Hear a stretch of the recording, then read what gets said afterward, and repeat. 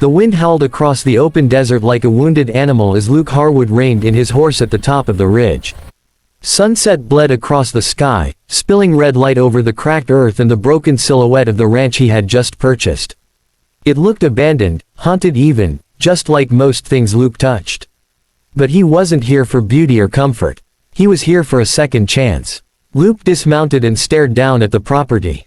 The ruined ranch sat like a skeleton against the fading horizon. Its barn leaned sideways, the corral was a mess of fallen rails, and the main house wore a roof that had given up sometime last winter. Yet when Luke first bought it, he had felt something, hope, maybe. A chance to rebuild something from ruins, the same way he wished someone had rebuilt him years ago. He spent a week cleaning debris, patching holes, and sweeping out rooms filled with dust thick as fog. But he soon realized the repairs would take more than tools and determination.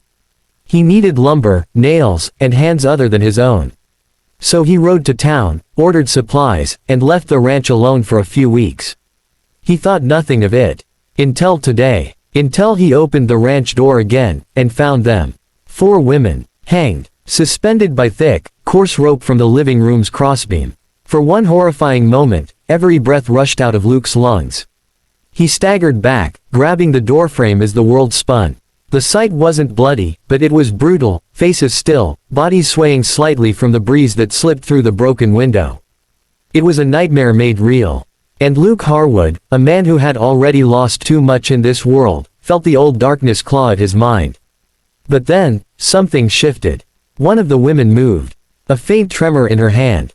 A tiny gasp struggling through her bruised throat. They weren't dead. Not yet. Luke surged forward. His hands shook as he cut the first rope, catching the limp body of a young woman with tangled black hair and trembling lips. She collapsed against him, struggling to breathe. The second woman fell into his arms moments later, then the third, then the fourth. He dragged them one by one to the dusty mattress in the back room, praying they would keep breathing. Whoever had done this had left them to die slowly. He couldn't let that happen. Luke fetched water, blankets, and the little whiskey he had. For hours, he tended to them, cooling feverish skin, lifting fragile heads for sips of water, whispering words he didn't know he remembered how to say. "You're safe now, I've got you, just hold on." The first woman to wake was the youngest, no more than 20. Her voice was a broken whisper. Why did you come back?" Luke didn't know how to answer. So she spoke again, her eyes glistening with fear.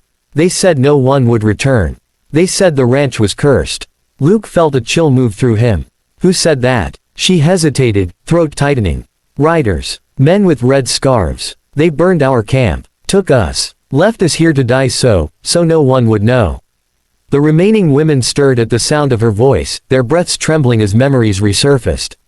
Luke's jaw clenched hard enough to ache. Red scarves. He knew who they were. He'd seen that mark before, on the men who killed his brother 5 years back. A ruthless band hiding behind the name Sandstone Riders, preying on travelers and settlers from Arizona to Kansas. Luke had spent years running from pain. But now it had come to his doorstep, dragging innocent victims with it.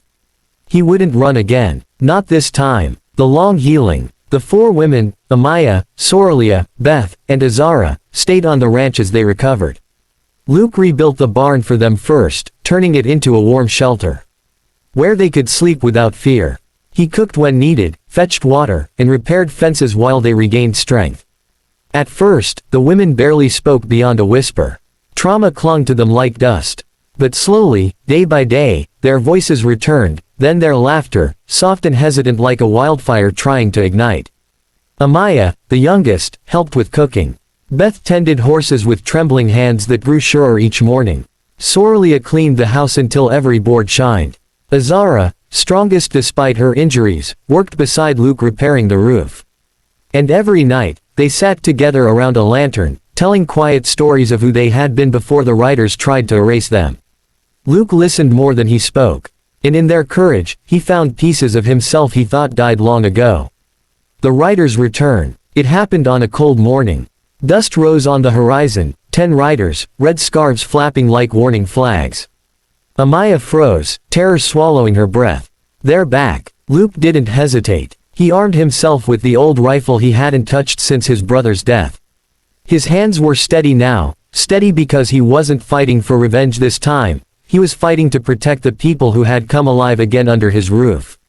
The women hid in the cellar as the riders approached. Their leader, Garen Pike, grinned cruelly the moment he saw Luke. "Well, I'll be damned. Someone fixed up the old place." Luke didn't speak. Garen dismounted slowly, cracking his knuckles. "We left some unfinished business inside that house. You been playing nurse, Harwood?" Luke locked eyes with him, voice low. "I brought them down." Garen laughed. "Should've left them. We'll fix that mistake today." Luke raised his rifle. The tension snapped. A gunshot split the air. Dust exploded around Luke's boots. The riders charged. The battle was fierce but brief. Luke fought like a man who had finally chosen to stop running. And just when the riders tried circling behind him, Azara burst from the cellar with a shotgun.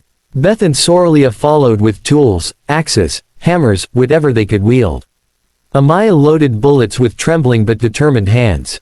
It wasn't just Luke fighting anymore.